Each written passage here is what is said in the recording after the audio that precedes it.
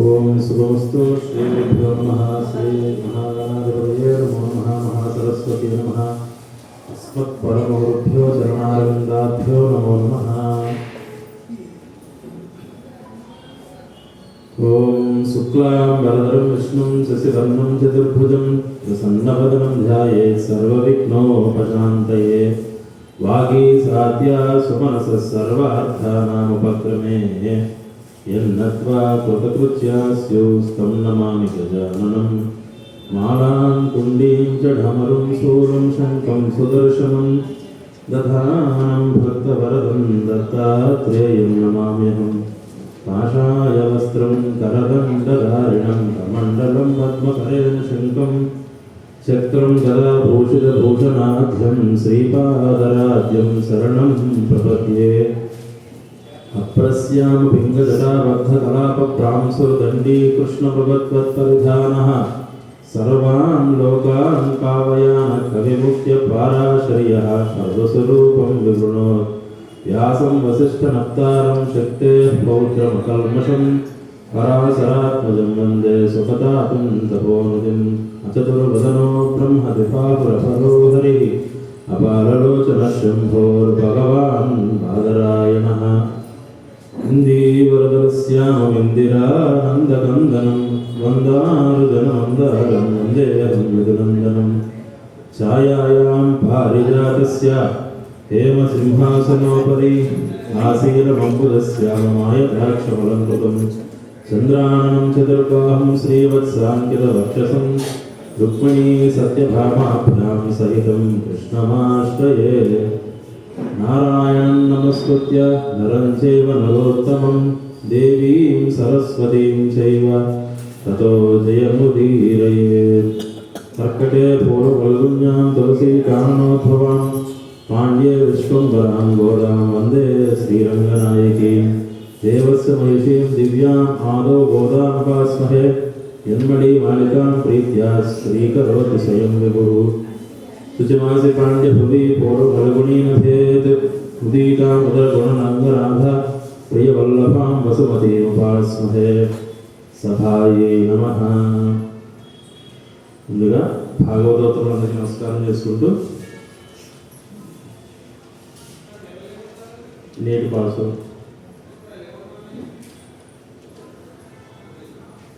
பாசுரம் சந்தோஷம். ஓம் மார்கழி திங்கள் மதுரநேந்த நன்னாளால் நீராட போதவே போதவினோ நேரலையே சிறுமல் குமாய்ப்பாடி செல்வச் சிறுமீர்கால் கூர்வேல் பொழிந்தோன் நந்தகோபன் குமரன் இராந்த கண்ணீர் சோதை இளஞ்சிங்கம் தார்மேனி சங்கன் கதிர்மதியம்பால் முகத்தான் நாராயணே நமக்கே பறை தருவான் ஆழ்வோர் போல படுந்தேரோரும்பாவாய். மார்கழி திங்கள் மதுரநேந்த நன்னாளால் நீராட போதவே போதவினோ நேரலையே சிறுமல் குமாய்ப்பாடி செல்வச் சிறுமீர்கால் கூர்வேல் பொழிந்தோன் நந்தகோபன் குமரன் இராந்த கண்ணீர் சோதை இளஞ்சிங்கம் பார்மேனி செங்கன் கதிர்மதியம்பால் முகத்தான் நாராயணனே நமக்கே பறை தருவான் ஆரோர் புகழப்படுந்தேதோரம்பாவாய். வையத்து வாழ்வியல்லால் நாமும் நம்பாவைக்கு செய்யும் கிரிசைகள் கேளீரோ ஆர்கடல் பையத்தின் பரமாடி பாடி நெய்யுன்னோம் பாடுன்னோம் நாட்காலே நீராடி மையப்படுத்தோம் வல்லட்டு நாம் முடியோ செய்யாரும் செய்யும் திக்குறளே சென்றோதோ ஐயும் பிச்சையும் ஆந்தனையும் கை காட்டி உயமாறந்து உகந்தேலோரம்பாவாய். ஓங்கி வளர்ந்தோத்தவன் பேர் பாடி நாங்கள் நம்பாவைக்கு சாட்டு நீராடினால் திங்கின்ற நாளெல்லாம் திங்களும் மாறி பெய்து ஓங்கு பெறும் சன்னரோடு ஹைகளா பூங்குவலை போடு கொடுப்பா தேங்காத புக்கிழந்து திட்டமலை பற்றி வாங்க குடநிற பூங்கல் பெரும் பசுக்கள் இங்காத செல்வம் நிறைந்தேலோரம்பாவாய். ஓகி உலகளந்தோத்தவன் பேர்பாடி நாங்கள் நம்பாவைக்கு சாட்டு நீராடினால் திங்கென்னு நாடெல்லாம் திங்களும் மாறு பெய்து ஓங்கு பெறும் செங்கல்கள் வயல்களா பூங்குவரை போதில் ஒருவன் கொடுப்பா அதே புக்கிலிருந்து சிற்றமலை பற்றி வணங்க உடை நடக்கும் வல்லம் பெருக்கள் இங்காத செல்வம் நிறைந்தேவாய் ஆழ்மலை கண்ணா ஒன்றனை கைக்கிறவேல் ஆளியில் புக்கு முகாந்து கூடார் தேடி ஊழி முதல் பருவம்போல் நைகரத்து ஆளியந்தோருடைய பத்மநாபன் கையில் ஆளி போல் வளர்ந்த போல் என்று திரிந்து ஆளாகிய சார்முதற்கு சிறமலை போல் வாழ்வதற்கு பிதிராய் நான்குளம் மாலகன் நீராட மகிழ்ந்தேலோரம்பாவாய் மாயனை மண்ணோட மதுரை மைந்தனை தூய் பெருநீரிவனை துறைவனை ஆயர் குலத்தினால் தோன்றும் விளக்கை தாயை விளக்கம் செய்த தாமோதரனை தூய்மா மந்திரம் தொகுலத்துறை தொழுது வாயினால் பாடிமத்தினால் சிந்திக்கா போய் உடவு பூதரவானும் தீயினால் தூசாகும் செப்பேலோரம்பாவாய் பொள்ளுக்கு சிலம்பினகான் புலரையின் கோயில்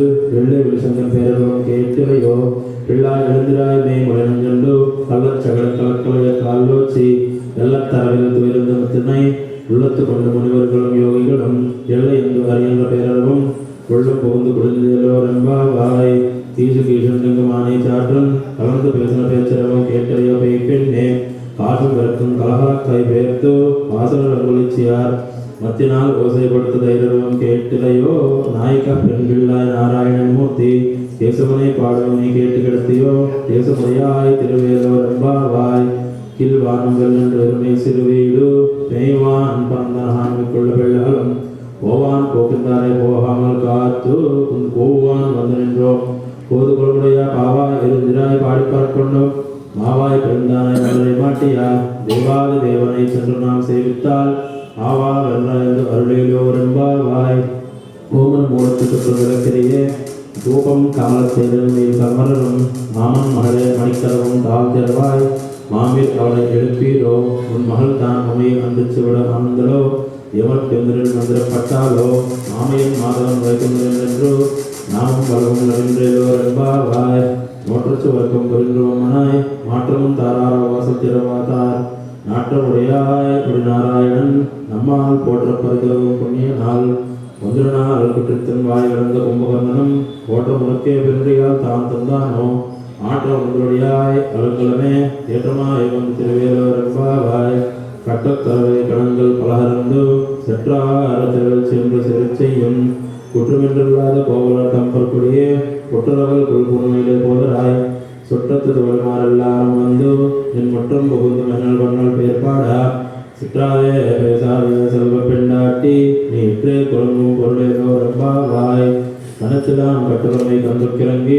நினைத்து முடிவடையே என்று பாசோரா மனத்திலம் சிலருக்கும் நச்சல்வன் தங்காய் மனத்திலே இடனின் வாசல்தான் கடைபற்றி சினத்தினால் தென்னிலங்கை கோமான சிற்றா மனத்துக்கு நீயானை பாடுவோம் நீ வாய்த்திரவாய் இனித்தினால் விந்திரா இதென்று பேரிறக்கும் அனைத்தில்லாதார மறிந்தேலோரம்பாவாய் பொருளில்லாய் நானே போலாவரக்கனை கிள்ளி கலந்தானை கீர்த்தமை பாடி போய் வெள்ளைகள் எல்லாரும் பாவை கள்ளம் முக்கார் வெளியிலிருந்து வியாழ் உறங்கிற்று உள்ளும் சிவங்கன் போதிரை கண்ணனாய் உள்ள குழைந்து நீராடாதே பள்ளி கிடத்தியோ பாவாய் நன்னாளால் கல்லும் தவிர்ந்து கலந்தேதோரம்பாவாய் உங்கள் வழி கொடுத்தோட்டட்டுவாவியில்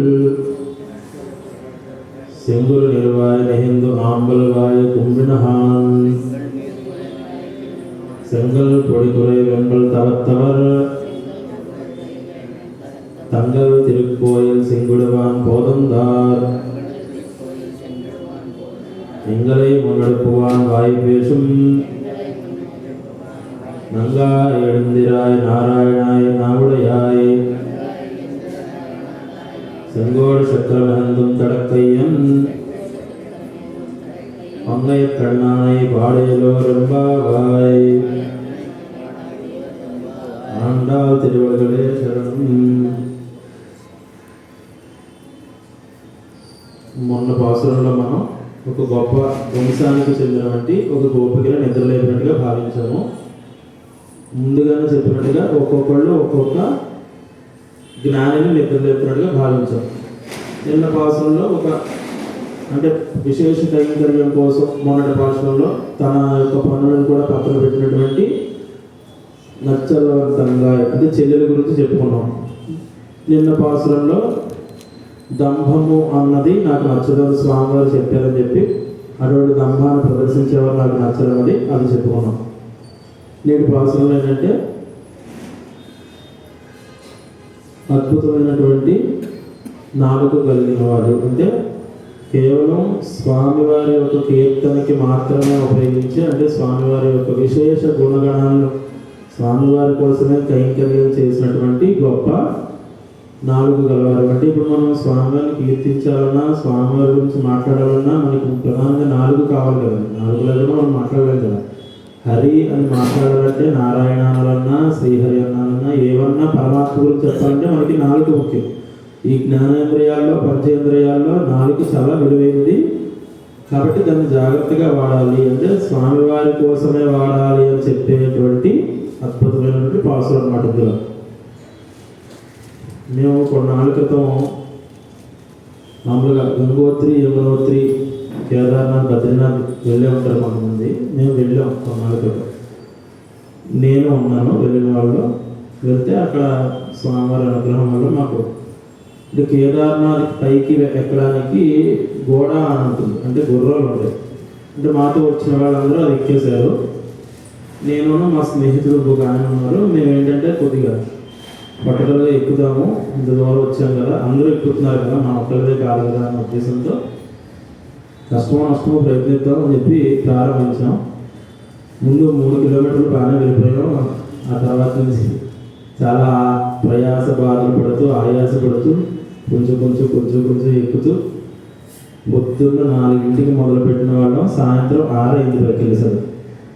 వెళ్ళిన వెంటనే ముందు అంటే కింద పైన వాన పడుతుందండి, ఇది ఒకటి కొనుక్కోండి అని చెప్పి చిన్న కవర్తో ఉన్నటువంటి రెయిన్ కోట్ లాంటి ఉంటుంది, అది ఇచ్చారు. 100 రూపాయలే తీసుకోండి అని తెలుగులోనే చెప్పాడు. మనం నమ్మం కదా ముందు ఎవరిని, అవసరం లేదు ఎందుకని చెప్పి వెళ్ళిపోయాం. మధ్యదారిలోకి వెళ్ళేసరికి పూర్ణ వాన పడిపోయింది. అక్కడ తీసుకున్నాడు 200 అన్నాడు వాడు. అదే 4 కిలోమీటర్లు పైకి వెళ్ళాక తీసుకున్నాం. పైకి వెళ్ళిన తర్వాత వాన అయిపోయింది. సరే కొంచెం పైకి వెళ్ళాం. అక్కడ చలి విపరీతం అన్నమాట. ఎందుకంటే ఒక్కొక్క స్టేజ్లో ఒక్కొక్కలా ఉంది పైకి వెళ్తున్న కొద్దీ. అలా పైకి వెళ్ళేసరికి ఇంక స్వామివారు అక్కడ ఉన్నారనగా కదలలేనంతటి ఓపిక పోయింది మా ఇద్దరిలో. మాతో వచ్చిన వాళ్ళందరూ స్వామిని దర్శనం చేసేసుకుని అక్కడ కూర్చున్నారు మా కోసం. మేము అక్కడి వరకు వెళ్ళాం. నోరంతా అంటే మా పెదాలు కూడా మంచుతో కప్పబడిపోయి మాట్లాడలేనంత దారుణంగా ఉంది మా పరిస్థితి. అంతలా ఉంటుందని తెలియక మేము మామూలుగా వెళ్ళిపోయాం. అయితే అక్కడికి వెళ్ళిన తర్వాత లైన్లో నుంచోలేక అక్కడ ఉన్నటువంటి ఒక సెక్యూరిటీ గార్డ్ దగ్గరికి వెళ్ళి, అయ్యా ఇలా ఎక్కువచ్చాము, మేము పురోహితులమే, లోపలికి వెళ్ళాలని మనకు వచ్చిన హిందీలో ఏదో చెప్తే వాడు అందరిజాతి తాళిలా ఎత్తాడు. పరమేశ్వరుడు అనుగ్రహించాడు అనుకుని తాళ్ళలో మేము ఇద్దరం దూరిపోయాం. లోపలికి వెళ్ళాం, దర్శనం చేసుకుని బయటకు వచ్చేసాం. అయితే అయిపోయిన తర్వాత అక్కడి నుంచి బద్రీనాథ్ బయలుదేరాం. స్వామివారి వెళ్ళే దారిలో ఏంటంటే కొండ చెరి విరిగి పడిపోయింది. అయితే వెనక్కి వెళ్ళడానికి లేదు, ముందుకే వెళ్ళాలి, వేరే ఆప్షన్ లేదు. 1 అవర్ ఉన్నాం, 2 అవర్స్ అక్కడే రోడ్డు మీద ఉన్నాం. ఆ తర్వాత ఒక పెద్ద జేసీబీ లాంటిది వచ్చింది. ఈ ఆర్మీ వాళ్ళు వచ్చి కొంచెం మట్టి తీశారు. తీసి ఒక్కొక్క కార్ని, ఒక కారు నడిపంపుతున్నారు, ఒక కారు నడిపంపుతున్నారు. అలా మాది 4వ కారు 5వ కారు. మా కారు సగం దూరం వెళ్ళి మధ్యలో వెళ్ళేసరికి ఆగిపోయింది. బురదలో ఇరుక్కుంది అంటే లిటరల్గా మాకు తెలుస్తుంది. పొత్తికిటి జారిందంటే కొండ కిందకే. మాకు పైకి వెళ్ళేటప్పుడు కిందకి వచ్చేటప్పుడు రాసుకుంటున్నారు కార్ నెంబర్ అంతే ఎంతమంది అని. ఎందుకు రాసుకుంటున్నారు నాకు అప్పుడు అర్థమైంది. మళ్ళీ వస్తారా రాదా అని ఆ డౌట్తో రాసుకుంటున్నారు అన్నమాట. అవి బాగారిని నుంచున్నాం. అలాగే ఇంకా మామూలుగా ఉండదు, అందరూ హరినామస్మరణ రక్షించి మనసులో అనుకుంటూ కొంతమంది పైగా వేస్తున్నారు. మా కారులో ఉన్నవాళ్ళు డ్రైవర్ సహాయశక్తిలో ప్రయత్నిస్తున్నాడు. చక్రం తిరిగేస్తుంది అని ముందుకెళ్ళట్లా. ఇది జరుగుతున్నప్పుడు ఓ రాయి పైనుంచి పడి గడేమని మన వెనకాలని కొట్టింది. ఇంకా ప్రాణాలు పైకి వెళ్ళిపోయాము, అందరూ ఫిక్స్ అయిపోయాం. ఇంకా అప్పుడు అది జరగడం వల్ల కొద్దిగా బురద నుంచి పక్కకు వచ్చింది ఆ రాయి తగిలి. అప్పుడు స్పీడ్గా మళ్ళీ ముందుకు తీసుకెళ్ళిపోయాడు. అప్పుడు బద్రీనాథ్ ఎలాంటి ఇక్కడే కనిపించేసాడు మాకు స్వామి అని మనసులో అనుకుని వెళ్ళాము. స్వామి దర్శనం అయింది అద్భుతంగా. ఇంటికి వచ్చేసాం ఆనందంగా. అయిపోయిన తర్వాత మళ్ళీ కొన్నాళ్ళ తర్వాత మళ్ళీ అంటే ఈసారి ఫ్లైట్లో వెళ్ళాం స్వామివారి గ్రహం వల్ల. ఇలా జరిగింది. ఇప్పుడు మీలో ఎంతమంది కేదార్నాథ్ కానీ బద్రీనాథ్ కానీ వెళ్ళి ఉంటారు? కొంతమంది వెళ్ళి ఉంటారు. సో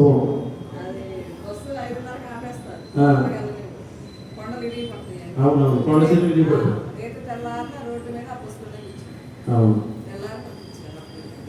ఇప్పుడు నేను మీకు ఇది చెప్పాను కదా, ఇందులో ఎంతమంది ఇది నిజమని నమ్మారు? నిజమని నమ్మినా అబద్ధం నమ్మినా నేనేం చేయను, కానీ నేను చెప్తే అది నిజమై ఉంటుందన్న భావన మీకుంది.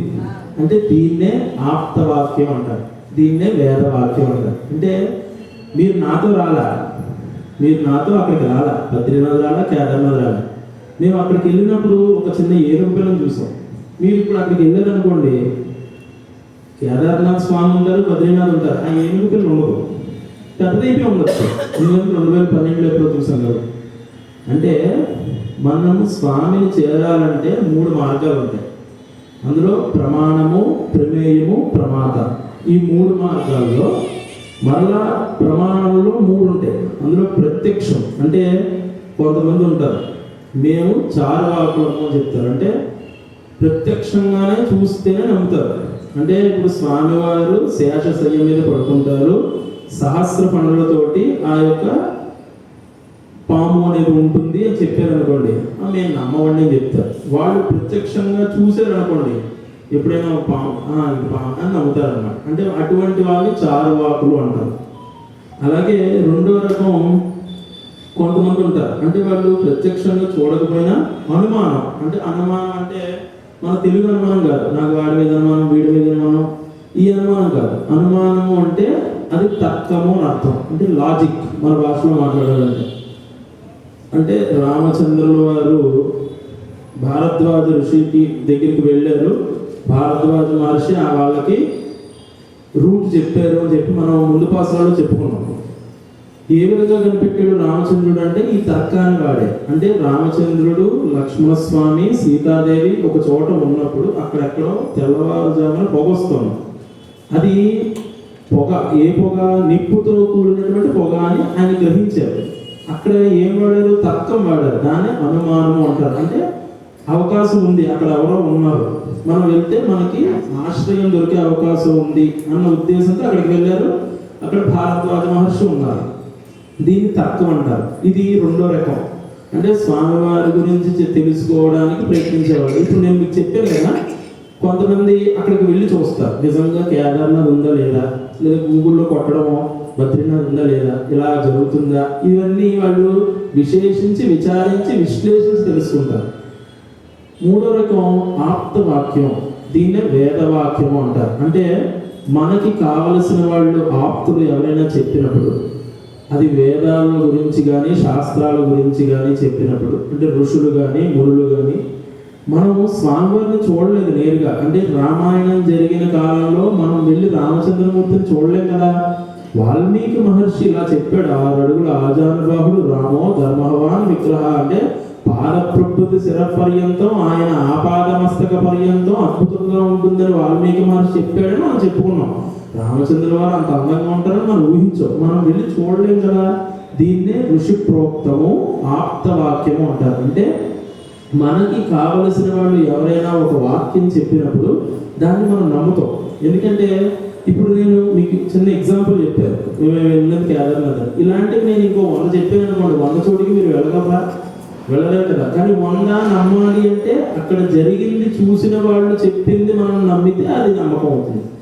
ఇది మూడోది, దీన్నే పరమాత అంటారు. దీన్నే వేదవాక్యము, శబ్దము లేదా ఆప్తవాక్యము అంటారు. కాబట్టి ఈ 3 రకాలైనటువంటి మనుషుల్లో మొదటి మనుషులు ప్రత్యక్షం, అంటే వాళ్ళ జ్ఞానేంద్రియాలతో కానీ పంచేంద్రియాలతో కానీ చూస్తేనే నమ్ముతారు, చూడకుండా నమ్మరు దేని. వీళ్ళనే చారువాకులు అనొచ్చు, లేదా నాస్తికులను కూడా అంటారు. ఏంటంటే వాళ్ళు ఫీల్ అయితేనే అది నిజమని నమ్ముతారు. అలాగే రెండో రకం మనం బౌద్ధులు చెప్పచ్చు. ఎలా అంటే మేము దేవుణ్ణి చూడలేదు, కానీ ఈ సృష్టి అంతా ఒక క్రమ పద్ధతిలో నడుస్తోంది.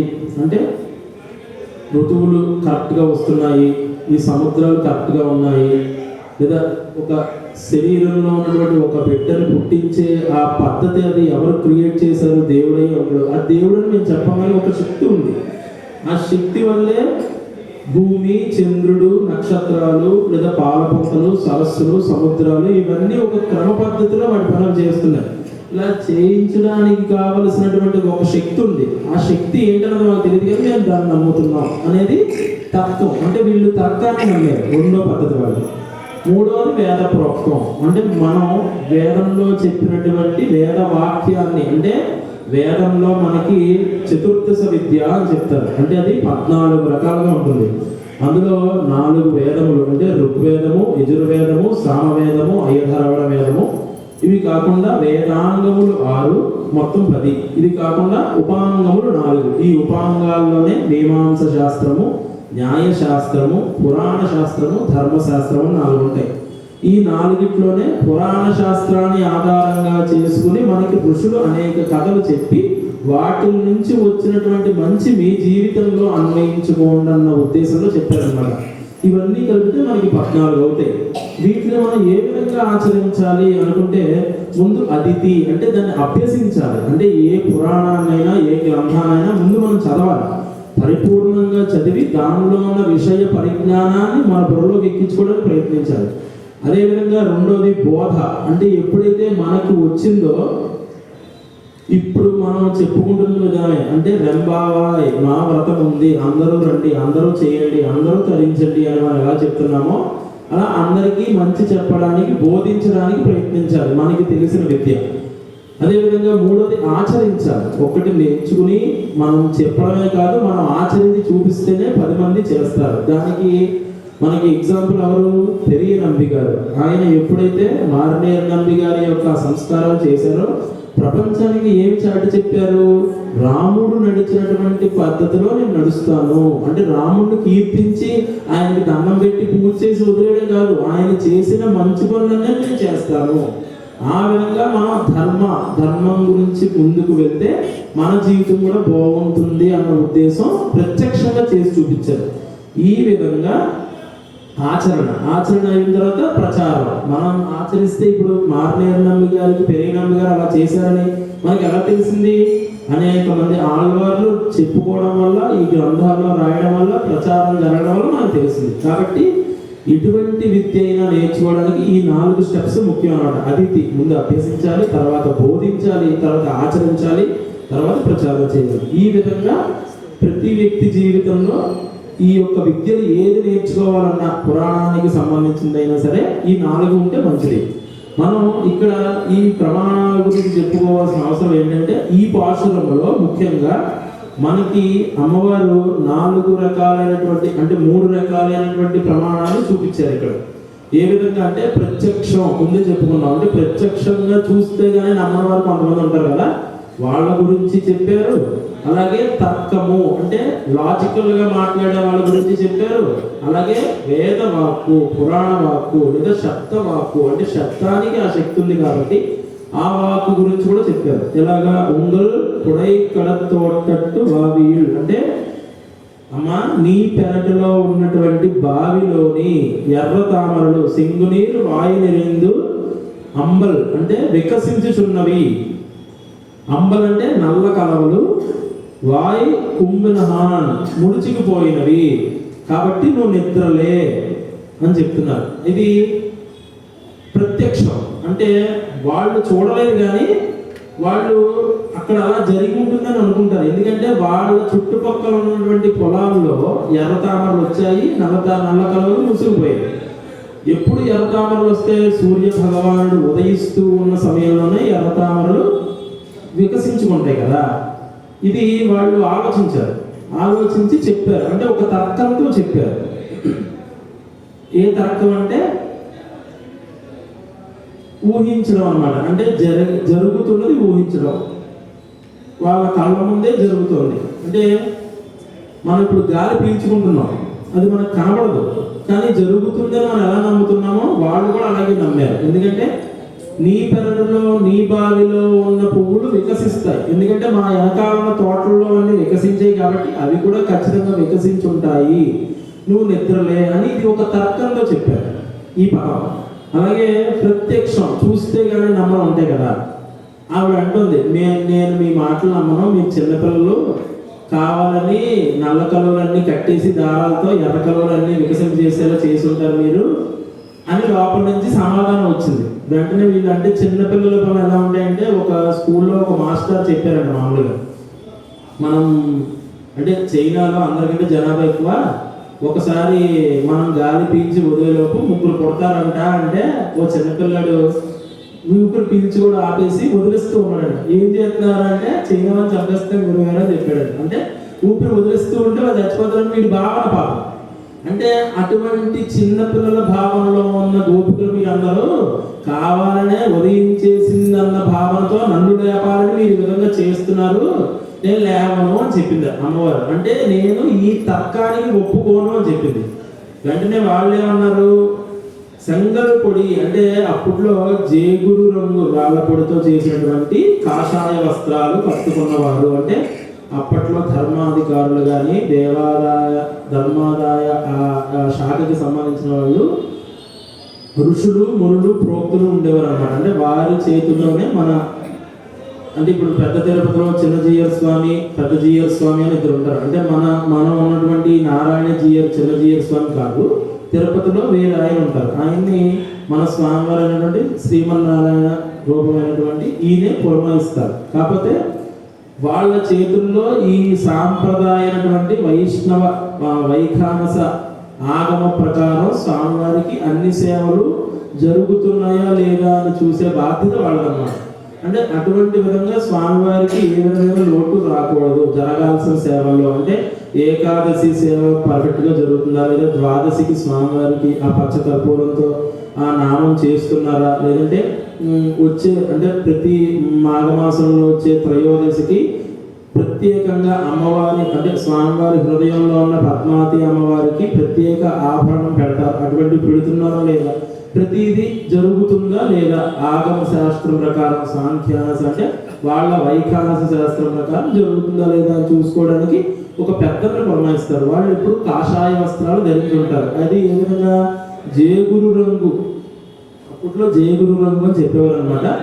ఆ రంగుతో ఉన్నటువంటి బట్టలు కలిగిన వారు, అంటే మన మనస్సు ఎప్పుడు కూడా బండరాయిగా ఉంటుందంటండి. అందుకే అంటే ఒక గంధపు చెట్టుని ఒక రాయి మీద అరగ తీసినప్పుడు ఏ విధంగా గంధం బయటికి వస్తుందో సుగంధం, దాన్ని స్వామివారి అర్చనకి విశేష కైంకర్యానికి ఏ విధంగా వాడతారో మన మనసును కూడా రాయిలా భావించి బాగా అరగదీయాలి.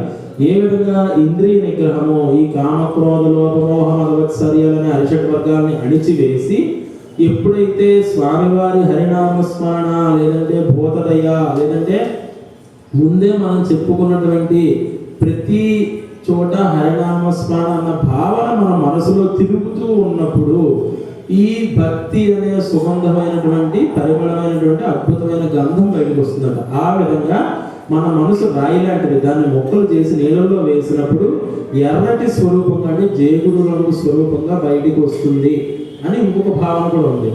అటువంటి వారు తాళాలు పట్టుకుని అంటే కురై వెంబల్ తవత్తవర్ అంటే వస్త్రములను తెల్లని వస్త్రములను ధరించిన వారు, తెల్లని తవత్తవర్ అంటే ఇక్కడ అమ్మవారి ప్రత్యేకంగా కేవలం దంతాల గురించి అంటే పళ్ళ గురించి చెప్పారు. అంటే తెల్లటి పళ్ళు కలిగిన వారు అంటే న్యాయంగా అంటే అర్చకులు అన్నవారు కిల్లి వేసుకోకూడదు మామూలుగా అయితే. అంటే వీళ్ళు వేసుకుని తర్వాత శుభ్రంగా శయనించారంట. పొద్దున్నే అయ్యేసరికి అయ్యి బాబాయ్ మళ్ళీ ధర్మాధికారి వచ్చేస్తారు మనం తెల్లాలన్న కంగారులో అక్కడ ఉన్నటువంటి కాషాయ వస్త్రాన్ని తీసుకుని తవత్తవారు అంటే తెల్లగా వచ్చిన పళ్ళు తోవి అప్పుడు శుభ్రంగా కడుక్కుని స్వామివారి తాళాలు తీసుకుని అద్భుతంగా పరిగెట్టుకుంటూ అంటే ఆ చలికి పువ్వులు వణుకుతూ పరిగెడుతున్నారు, నేను చూసాము. అంటే ఇది ప్రత్యక్ష ఉదాహరణ. ఇప్పుడు అర్ధరాత్రి తీరిగల గుడి అంటే ఇవాళ తీస్తారనుకోండి ముక్కోటి ఏకాదశి కాబట్టి, మామూలుగా ప్రతిరోజు నిత్య దైనందిన జీవితంలో పొద్దున్న స్వామివారికి 5:00కో కైంకర్యానికి తాళాలు తీస్తారు, ఉత్తప్పుడు తీరు. అంటే ఆ విధంగా ఉదయిస్తున్నాడు సూర్యుడు, ఇది ప్రత్యక్ష ఉదాహరణ అని చెప్పారన్నమాట. ఈ విధంగా చెప్పి ఆ తవత్తవర్ ఆ సన్యాసులు స్వాములు తమ యొక్క తిరుక్కోయిల్ సంగడువాన్ దేవాలయమును ఆరాధన చేయుటకు పోగిన్రార్ పోవుచున్నారు. ఎంగళై మున్నం ఎంగప్పువాన్ అంటే మమ్మల్ని ముందుగానే వచ్చి మేలు కొలుపుటకు మాట ఇచ్చిన నంగాయ్. వాయుపేషం అంటే మాట ఇచ్చిన నంగాయ్ పరిపూర్ణురారా అని చెప్పారు. అంటే అప్పట్లో మరి అలారమ్స్ ఏమి ఉండవు కదండి. ఈవిడ ఏంటంటే మీరందరూ శుభ్రంగా పడుకోండి, నేను మిమ్మల్ని లేపుతాను, ఖచ్చితంగా మన పూజా స్థలానికి వెళ్ళి శుభ్రంగా స్వామివారికి అర్చన చేసుకుందాం అని చెప్పి ఈవిడ పడుకుని శుభ్రంగా తప్పుడు కప్పుకుని వాళ్ళందరూ వచ్చి ఈవిడ లేపుతున్నారు అనమాట. ఆ విధంగా లేపుతూ నంగాయ్ పరిపూర్ణరారా ఎరుందిరాయ్ అంటే నానాదాయ్ అంటే ఇక్కడ కొద్దిగా లజ్జా విహీనులారా అనే పదాన్ని వాడారు. దాని అర్థం ఏమిటంటే అంటే స్వామివారిని కీర్తించడానికి ఇప్పుడు గోవింద అన్నాం అనుకోండి, ఎవరు గోవింద అలా అంటే వెంటనే గోవింద అని మనసులోకి రావాలి. దానికి సిగ్గుండకూడదు మనకి, అది ఉద్దేశం. అంటే ఇప్పుడు ఒక తిట్టు తిట్టడానికి మనం సిగ్గుపడాలి. అంటే మన నోట్లోంచి స్వామివారి కీర్తన రావడానికి మనం సిగ్గుండాల్సిన అవసరం లేదు. ఏ పరిస్థితుల్లో అన్నా స్వామిని కీర్తించాలి. అంటే ఇప్పుడు తిరుపతి లైన్లో ఒకసారి అలాగే మా ఫ్రెండ్, అతని పేరే గోవింద, అతను మిస్ అయిపోయాడు. ఎక్కడ మేడో తెలియదు. గోవింద అంటే అందరూ గోవింద అంటారు, అది ఎక్కడ మేడో మాకు చివరి వరకు తెలియదు. అంటే ఆ విధంగా అనమాట. అంటే స్వామివారిని కీర్తించడానికి, స్వామివారి గుణగణాలను చెప్పడానికి మనకి ఎప్పుడు సిగ్గు అవసరం లేదు. పరిపూర్ణమైనటువంటి వాయుపేషం అంటే మన యొక్క వాయిస్ని అంటే మన యొక్క శక్తిని పరిపూర్ణంగా వాడచ్చు. ఎందుకంటే ఈవిడ నావుడయ్య మధురంగా మాట్లాడగలిగే గోపిక. అంటే మనం పాసురం మొదట్లో చెప్పుకున్నాం, ఈవిడ అద్భుతమైన నాలుక కలదాన అని చెప్పుకున్నాం. దాని అర్థం ఏంటంటే ఋషి ప్రోక్తము అని చెప్పి మనం చెప్పుకున్నాం. అంటే వేద ప్రోక్తము అన్న విషయం కూడా చెప్పుకున్నాం. అంటే స్వామివారు అంట ముందుగా మనం ముందు పాఠశాలలో చెప్పుకున్నప్పుడు ఎరుమై సిరువీడు అని చెప్పుకున్నాం. అంటే చిన్న వీడిలో ముందు ఆ యొక్క దూడల్ని ఆవుల్ని వదిలి గేదెల్ని, తర్వాత పెద్ద వీడిలో వదులుతారు పాలు మొత్తం తీసుకుని, అంటే 4 వేదాల స్వరూప సారంగా తీసుకుని చెప్పుకున్నాం. అంటే స్వామివారు ఇలా వెళ్ళిపోతారు, ముందు అక్కడ వదిలేస్తారు, తర్వాత బాబు తీసుకుని తర్వాత పెద్దవాళ్ళు వెళ్ళిపోతారు, మళ్ళీ సాయంత్రం గోధువుల వేళ ఇంటికి వస్తారు. ఈ మధ్యలో మళ్ళీ రారు ఇంటికి అన్న భావనలో ఉన్నప్పుడు ఈ గోపిక నన్ను చూడడానికి అంటే చూడడానికి కూడా రాలేదని బొమ్మమోత పెట్టుకుని కూర్చుందంట. కూర్చుంటే స్వామివారు వచ్చి ఒక కోడ్ భాషలో తలుపు కొట్టారు. అంటే ఇప్పుడు మామూలుగా అని కొట్టారు అనుకోండి, ఇలా కొడితే ఆయనే కొడతాడని మీకు తెలుసు. ఈ గోపికి వచ్చింది మాధవుడు అన్న విషయం తెలుసు, అయినా సరే కావాలనే బొమ్మ పెట్టుకుని తలుపు తీయలేదంట. ఏముంది అంగుళ్యాగ్రం కవాటం ప్రహరతి, తలుపు ఎవరు తలుపు కొడుతున్నారు అంది. అప్పుడు కిం కుటిలే మాధవ, నేను మాధవుణ్ణి అని చెప్పారు స్వామివారు. చెప్తే పాపం అంటే స్వామివారి ఉద్దేశం ఏంటంటే ఇలా తలుపు కొడితే తలుపు తీసుకుందని తెలుసు, కానీ తీయలేదంటే పక్కింటి వారు ఎదురింటి వారు అయ్యి ఉంటారు, ఎప్పుడు తీసే గోపిక కాదేమో అన్న భావనలో పాపం స్వామివారు అమాయకంగా నేను మాధవుని అని చెప్తున్నారు. పాపం ఆయనే చెప్తూ ఉండేసరికి వెంటనే కిం వసంత అంటే నువ్వు వసంతుడుగా వచ్చిందంటే కిం వసంత నో చక్రి అంటే నేను చక్రిని అంటే చక్రము ధరించిన వాడిని అని చెప్పారంట. మళ్ళీ ఏమంది కిం కులాలహ అంటే కుమ్మరుడు చేసుకునేవాడుగా అని అడిగింది. అంటే వెంటనే అంటే సమాధానం వస్తుంది కానీ తలుపు ఇట్లా స్వామివారి పాపం మళ్ళీ నహం ఘోరాపి మర్తి అంటే లేదు లేదు కాళీయ మర్దనాన్ని చేసిన వాడు నేను అని చెప్పాడు. వెంటనే కిం ఖగేంద్ర అమ్మో అయితే పక్షివారు నాకు భయం బాబాయ్ నేను తలిపే తీయనండి. అంటే కిం ఖగేంద్ర మమ కపీంద్ర అని చెప్తే అంటే నువ్వు కోతిగా ఇవన్నీ అడిగేసరికి ఇంకా స్వామివారు పల్లవి ప్రతివచన స్థిత, అమ్మ నీతో నేను వాదించలేను, తలుపు తీస్తే లేకపోతే లేదు, నేను ఎక్కడే కూర్చుంటాను అన్నారు. అంటే స్వామివారిని ఏ విధంగా అయినా మాటలతో కూడా తడబడాయించేటటువంటి అద్భుతమైన నాలుగు గలదానా, నువ్వు లేకపోతే స్వామివారు మాకు పరై మోక్షాన్ని ఎవరు, మళ్ళీ పైకి వెళ్ళిన తర్వాత అదిగో మీరు ఆ గోపుని తీసుకురాలేదనో లేదంటే ఆయనతో మేము మాట్లాడలేము నీ అంత అద్భుతంగా, ఆయన్ని కూడా ఇలా మాటల్లో పెట్టి తడబడాయించే అద్భుతమైన శక్తి గల నిన్ను తీసుకెళ్ళకపోతే మాకు పరై రాదు, కాబట్టి నువ్వు లేచి రావాలి అన్న భావనలో ఈ అమ్మవారు అంటే ఈ గోపిక గురించి చెప్తున్నారు అన్నమాట. ఆ విధంగా అప్పుడు స్వామివారు ఏమన్నారు, నిరందౌరి కుసియాం నియాం మాలో అంటే ఇక్కడ సిగ్గు గురించి చెప్పారు కదా, సిగ్గు అంటే గుమ్మడి పండు భావంలో తీసుకోవాలన్నమాట. మామూలుగా గుమ్మడి పండు ఎక్కడైనా పూచినప్పుడంట అబ్బాయి భలే పూచిందే అంటే నిజంగా సిగ్గుపడుతుందంట. పెద్దలు చెప్పారు అంటే అది వేదవాక్యం అంటే శబ్దము అని మనం నమ్మాలి అంతే. అంటే నిజంగా సిగ్గుపడుతుంది. అందుకే ఇంకో కాయదంట. నువ్వు ఉన్న ఊరిలో గుమ్మడి పండు కూడా ఉండదు అని చెప్తున్నారు శాస్త్రోక్తంగా. ఎందుకంటే అంత సిగ్గు నీకు ఉన్నప్పుడు ఇంకా గుమ్మడికాయ ఉంటుంది అక్కడ అని చెప్తున్నారు అనమాట. ఆ విధంగా అంటే సిగ్గు అన్న పదం ఇక్కడ మనం తిట్టులా కాదు, అది ఒక గుణంలాగే భావించాలన్నమాట. అంటే స్వామివారి కీర్తనకి ఎప్పుడు కూడా సిగ్గుపడకుండా నిరంతరం స్వామి ధ్యానంలో ఉండడానికి సిద్ధంగా ఉండే గుణము అని మనం భావించాలి. ఆ విధంగా సర్వగంధీనా విప్రమోక్ష, ఆ విధంగా ప్రతి గ్రంథిలో మనం నరాల్లో కూడా హరినామస్మరణ ఉన్నప్పుడు అక్కడ ఉన్నటువంటి వాళ్ళందరికీ నాలుక స్థానంలో ఉన్న గోపిక అంటే ఇది మనం నమ్మాళ్ళవారని అర్థం చేసుకోవచ్చు అనమాట. ఈ నమ్మాళ్ళవారు గారు మనకి అద్భుతమైనటువంటి వేద ప్రోక్తాన్ని కూడా రాసి ఇచ్చారని మనం చెప్పుకున్నాం. ఈయన ఈ చారువాకులు అంటే నాస్తికులు కూడా నమ్మే విధంగా తర్కంతో స్వామిని నిరూపించే విధంగా అనేక దివ్య ప్రబంధాలు చెప్పడమే కాకుండా శ్రీరంగం లాంటి దేవస్థానాన్ని 21 డిపార్ట్మెంట్లు పెట్టి ఏ విధంగా అయితే మన స్వామివారు శ్రీమన్నారాయణ గారు ఏ విధంగా అయితే ఆ ఆళ్వారు గారు ఏ విధంగా పద్ధతిగా ఒక దేవస్థానాన్ని ఏ విధంగా నడపాలో చెప్పారో అదే విధంగా ఈయన కూడా నమ్మాళ్వారు గారు అనేక దివ్య ప్రబంధాలు రాసి ప్రపంచానికి ఏ విధంగా మంచిదో ఆ విధంగా చెప్పారన్నమాట. కాబట్టి ఇటువంటి వేదాలు చెప్పినటువంటి ఋషి ప్రోక్తము ఈ విధంగా ఉన్నటువంటి నమ్మాళ్వారు గారిని కీర్తిస్తున్నారు అన్నమాట ఈ పాసురంలో. కాబట్టి నీకు ఉన్నటువంటి గొప్ప గుణగణాలు ఏమిటి అని కూడా ఈ పాసురంలో చెప్పారు. ఏమని? భవ్యత అంటే పవిత్రమైనటువంటి విషయాలు మాత్రమే చర్చించే ఒక గోపిక. అంటే స్వామివారి గుణగణాలు కానీ స్వామివారి యొక్క ప్రమాణము ప్రమేయము పరమత అని ముందు మనం చెప్పుకున్నాం. అందులో మరలా ప్రమాణంలో 3 రకాలు ఉంటాయి. ఆ ప్రమాణంలో ఉన్న 3 రకాలు కూడా ప్రత్యక్షము, అనుమానము, శబ్దము చెప్పుకున్నాం. ఈ ప్రమాణం మనం ప్రత్యక్షంగా చేసేది. అంటే ఇప్పుడు ఎవరికైనా కొద్దిగా పులిహార ప్రసాదం పంచండి, మనం పంచవచ్చు, ప్రత్యక్షంగా చేయొచ్చు. అలాగే ఎవరైనా ఆసుపత్రిలో ఉన్నారు వాళ్ళకి మీరు వెళ్ళి ఆ ఔషధాలకి కావాల్సిన సేవ లేదంటే ఆ యొక్క నగదు ఏదైనా మీరు ఇవ్వండి అంటే ఇవ్వచ్చు. ప్రత్యక్షంగా మనం ముందే చెప్పుకున్నాం. ఏం చెప్పుకున్నాం? తదీ ఆరాధన అంటే భగవంతుడి భక్తులకు మనం సేవ చేస్తే మానవ సేవయే మాధవ సేవ అని స్వామి తరిస్తారని ముందు నుంచి మనం చెప్పుకుంటున్నాం కదా ముందు పాఠశాలలో కూడా.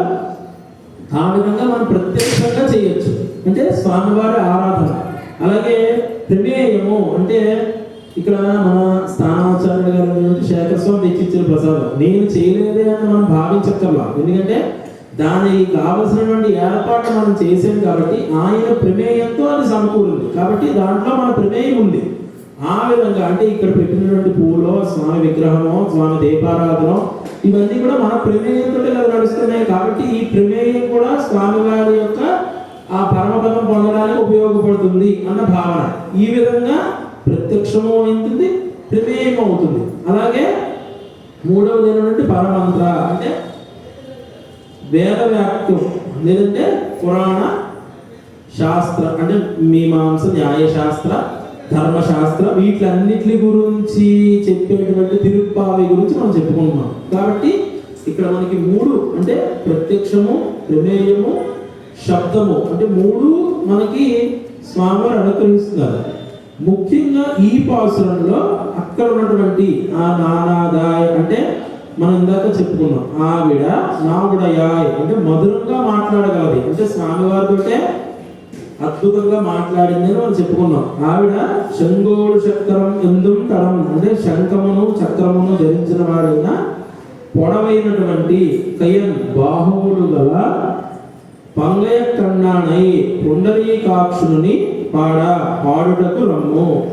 రంభావాయ్ అంటే మన వ్రతం ఉన్నది కాబట్టి ఈ వ్రతం చేద్దాము, ఈ వ్రతంలో పాల్గొందాము అని ఆవిడ పిలుస్తుంది. అంటే ఇప్పుడు మనకి కొంతమంది అంటారు మీకు స్వామివారి మీద ఎంత నమ్మకం ఉంది అంటే ఎంత ప్రేమ ఉందంటే ఇంత ప్రేమ ఉందండి అని చెప్తారు కొంతమంది. అంటే ఎంత నమ్మకం ఉందని అంటే నమ్మకము లేదా మనం చెప్పినటువంటి వేద వాక్యము, ఋషి ప్రోక్తము, ఆ స్వామివారి యొక్క మూలము, ఇవన్నీ మన మనసులోనే ఉంచుకోవాలి. ఒక్కొక్కసారి ప్రత్యక్షంగా చూపించడం కూడా మనకి కొన్ని నష్టాలు చేకూరుస్తుంది. ఏ విధంగా అంటే, ఒక ఊళ్ళో ఒక రైతు ఉన్నాడంట. పాప చెరుకు తోట వేసాడు, అద్భుతంగా ఉంది. వాడి మనసులో ఏంటంటే చెరుకు తోట బాగా వచ్చిన తర్వాత కొంచెం తీసుకెళ్ళి శ్రీహరికి కైంకర్యం చేద్దాం అని మనసులో అనుకుని బాగా చెరుకు తోట బాగా పండించాడు. కానీ రోజు చూస్తూ ఉండేసరికి కొంచెం ఎవరో తినేస్తున్నట్టుగా సగం మొక్క లేచిపోతూ ఉంది. తర్వాత రోజు పొద్దున్న చూసేసరికి ఏంటి ఈ విధంగా జరుగుతుంది రోజు అని చెప్పి ఓ రాత్రి లాంతర పెట్టుకుని కూర్చున్నాడు. అప్పుడు ఒక తెల్లటి ఏనుగు వచ్చి తినేస్తోందంట. మొత్తం చెరుగడ్డలన్నీ తినేసి దానికి ఇష్టం వచ్చినట్టుగా తిరిగేసి ఇతను చూస్తుండగానే గాల్లోకి ఎగిరిపోయింది. ఏంటిది నేను చూసింది నిజమేనా లేదంటే ఏంటని ఒక ఆశ్చర్యచకితుడై, సరే ఇంకోసారి చూద్దామని చెప్పి తర్వాత రోజు కూడా కూర్చునేసరికి తర్వాత రోజు కూడా ఈ విధంగా జరిగింది. ఇది ఏంటి అసలు ఎక్కడి నుంచి వస్తుందో తెలుసుకుందామని చెప్పి మూడో రోజు జాగ్రత్తగా అక్కడే కూర్చుని అది వెళ్ళిపోయే టైంకి కరెక్ట్గా అతను తోక పట్టుకున్నాడు. తోక పట్టుకుంటే దాంతో సహా అలా పైకి వెళ్ళిపోయాడు. ఇంటికి అది ఐరావతం అనమాట, ఇంద్రలోకానికి వెళ్ళిపోయాడు. ఐరావతానికి ఒక ఆనందంగా తిరగాలన్న ఉద్దేశంతో భూలోకానికి వచ్చి ఈ యొక్క చెరుకు తోటలో విహరిస్తూ ఉంది సరదాగా. అయితే వెళ్ళిపోయేసరికి అక్కడ కూర్చున్నాడు. కూర్చునేసరికి ఈ రైతు తెలివైనాడు, వెళ్ళేటప్పుడు సంచి పెట్టుకెళ్ళాడు. అక్కడికి వెళ్ళి అవన్నీ చూసి అబ్బాయి ఏంటిది అన్నిగా అని చెప్పి మొత్తం బంగారం అన్ని సంచులు నింపుకుని కూర్చున్నాడు. దేనికి మళ్ళీ ఏనుగు కిందకి వెళ్తుంది, అప్పుడు దాన్ని తాగుపడుకుని కిందకి వెళ్ళిపోతామని భావంలో కూర్చున్నాడు బాబా. ఆ ఏనుగు వచ్చింది, మళ్ళీ వెళ్తూ ఉండేసరికి దాన్ని తాగుపడుకుని కిందకి వెళ్ళిపోయాడు. అమ్మయ్య పని అయిపోయింది, ఆనందం కిందకి వస్తామని చెప్పాడు. అంటే తనకి అంటే ఈ యొక్క చెరుకు పండుగ నష్టానికి నాకు బాగా గిట్టుబాటు అయింది దేవుడి వల్ల అని చెప్పి ఆనందపడి అన్ని ఇంట్లో పెట్టుకుని కూర్చున్నాడు. మరి మనకి చాలా సరదాగా నా పక్క ఇంట్లో ఏం జరుగుతుందో చూడాలని పక్క ఇంటి వాళ్ళు ఎదురు వాళ్ళు అందరూ వచ్చేసి ఏంటి తగలే ఎక్కడ ఇవన్నీ అని అడిగితే, ఇలా ఏనుగు వచ్చింది, దాన్ని తోక పట్టుకుని నేను ఇలా వెళ్ళాను, అక్కడేదో పెద్ద నగరం ఉంది, అది ఏంటో తెలియదు, మరి దేవతలదేమో అక్కడి నుంచి తెచ్చుకున్నానని చెప్తాడు. మీరు నమ్మం అంటారు. ఎందుకు నమ్మం అంటే మరి వీళ్ళు ప్రత్యక్షంగా చూస్తేగా నమ్మరు వీళ్ళు. సరే అని చెప్పి మీరైతే పొద్దున్న 4 నాతో రండి అంటే తీసుకెళ్తాడు. వెళ్తారు, పట్టుకుంటారు, అది వస్తుంది కరెక్ట్గా. అవును నిజమే నువ్వు చెప్పింది నిజమే, వీళ్ళందరూ కూడా సంచి తెచ్చుకున్నారు. అది నిజమే అని చెప్పి నిర్ణయించుకుని వెంటనే తోక పట్టుకుంటాడు. ఈయన తోక పట్టుకుంటాడు, ఈయన చొక్కా ఒకళ్ళు, ఈయన కాళ్ళు ఒకళ్ళు, అలా ఒకళ్ళు అందరూ పట్టుకుంటారు. పైకి వెళ్ళిన తర్వాత వెళ్తూ ఉండగా దారిలో ఈ రెండో ఆయన అడుగుతాడు, ఇంతకీ అక్కడ ఎంత బంగారం ఉందంటే ఇగో ఇంత అని తోక వేస్తాడు. వీళ్ళందరూ అయిపోతారు. అంటే ఒక్కొక్కసారి మనం చెప్పాల్సిన విషయాన్ని కూడా మృదువుగా, మధురంగా, సరళంగా, సులభంగా చెప్పచ్చు. దానికి మనం అంటే వివరించాల్సిన అవసరం లేదు. అంటే నువ్వు శ్రీహరిని పూజించు, శ్రీహరిని ఈ నెల రోజులు కూడా ధనుర్మాసం పొద్దున్నే లేచి స్వామివారికి ఒక దీపారాధన చేసుకుని ఒక చిన్న నైవేద్యం ఏదైనా పెట్టుకుని మనస్ఫూర్తిగా దండం పెట్టుకుని ఈ పాసులు చదువుకుంటే నీకు మంచిది అని చెప్తే చాలు. అంతేగాని నువ్వు పొద్దున్నే లేవాల్సిందే, చండీకి స్నానం చేయాల్సిందే, కుదరదు సంవత్సరం 30 పాసులు చదవాల్సిందే అంటే ఎవరు చేయరు. అంటే మనం చెప్పే విషయం మృదువుగా ఉన్నప్పుడు 10 మంది దాన్ని ఆచరించడానికి, అంటే ముందే మనం చెప్పుకున్నాం అతిథి చదవాలి, అభ్యసించాలి దేన్నైనా, తర్వాత బోధ చేయాలి 10 మందికి, అది ముఖ్యమైన. దాని తర్వాత ఏం చెప్పారు, ఆచరించాలి. అంటే మనం ఆచరిస్తేనే 10 మంది ప్రచారం చేయడం ఉంటుంది. ఆ విధంగా నమ్మాళ్ళ వారు లాంటి వారు ఈ యొక్క పాశురంలో ఉండే విధంగా పుండరీకాక్షుణ్ణి అంటే అద్భుతమైన నేత్రాలు గల ఆ శ్రీహరిని కొలిచారు అన్న భావనలో అంటే పాడడానికి రెంబాబాయి రామ్మ నువ్వు కూడా అని చెప్పి అక్కడ ఉన్నటువంటి ఈ గోపికలన్నీ ఈ గోపిక గారిని అంటే పడుకొని ఉన్నటువంటి గోపిక గారిని పిలుస్తూ ఉన్నారు అన్నమాట. ఈ విధంగా ఆ గోపిక గారికి ఉన్నటువంటి అద్భుతమైనటువంటి లక్షణాలు ఏంటంటే భవ్యత, అంటే విధేయత, ఎప్పుడు కూడా స్వామి అందే విధేయంగా కలిగి ఉండడం.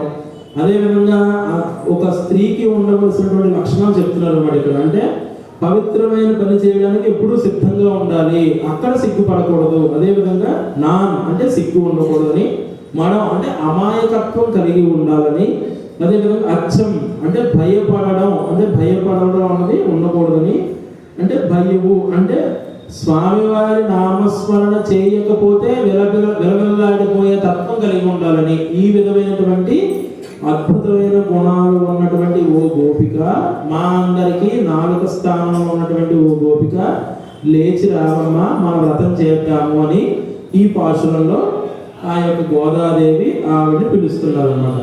ఓం హరి ఓం உங்கள் புலைக்கட தோட்டட்டு வாவியில் செங்கர நீர்வாய் நெய்ந்து ஆம்பல் வாய் கும்பினஹான் செங்கல் பொடி குறை வெண்பல் தவத்தவர் தங்கள் திருக்கோயில் செங்குடுவான் போதந்தார் எங்களை முன்னெடுப்பாவான் வாய் பேசும் நங்காய் எழுந்திராய் நாடாதாய் நாவுடையாய் செங்கோல் சக்கரமகந்தும் கடக்கையன் பங்கை கண்ணானாய் பாடையிலோரெம்பாவாய் ஆண்டா திருவள்ளுவரே சரணம்.